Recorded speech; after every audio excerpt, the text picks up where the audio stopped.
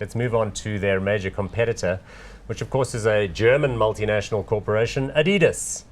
It is based in Germany and its principal listing is in Frankfurt, although it does trade on other markets around the world. It has a similar business, of course, sports shoes, running shoes, football apparel, and all of the associated sporting knickknacks that you can imagine. It's kind of getting out of golf. It is involved with golf through Taylormade and also through its own brand, but it's kind of backing out of that space. It had quite a nasty setback. I'm very happy to say we called it hot, though, on previous shows. The setback was related to a big expansion in Russia and Eastern Europe, didn't do well, but it has recently begun to regain market share, and we'll have a look at the share chart right now because you'll see that it has rallied in recent months back to an all-time high of 101 euros and 90 cents. Doing nicely. Yes, I mean, these guys have been doing a lot of things right.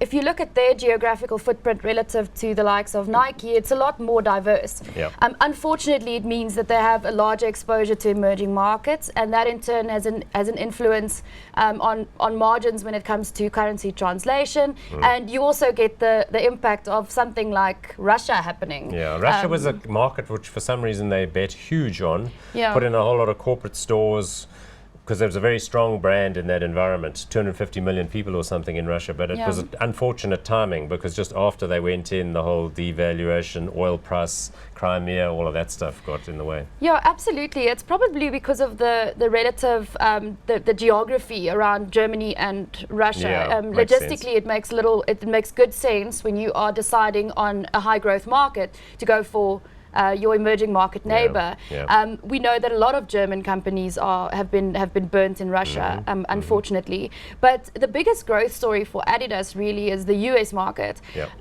Even though it's highly competitive and the margins are a little bit squeezed, from a volume perspective, there are huge gains to be made.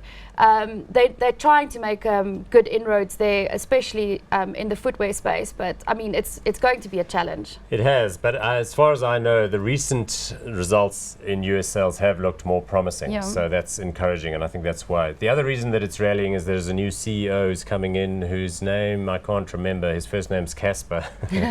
He was at Henkel, which is another Yes. German industrial company. And as far as I know, that's also been seen as a net positive, that he's going to take costs out of the system. And their teams have continued to do well. Their football choices, Argentina and Germany, both sponsored by Adidas, the two finalists in the World Cup, so that was good for sales. So net, I was happy that we called it hot before. Yeah. Is it still an opportunity, would you say?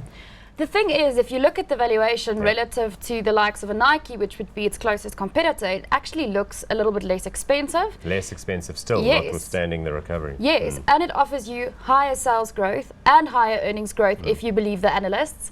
So it would be very difficult to call Nike hot and to call Adidas not hot. Okay, so we're going hot on this one too. Yes. And I think that is an obvious pick because the same underlying trends, which is just a bigger market for Yes. everyone, is what we're really after here.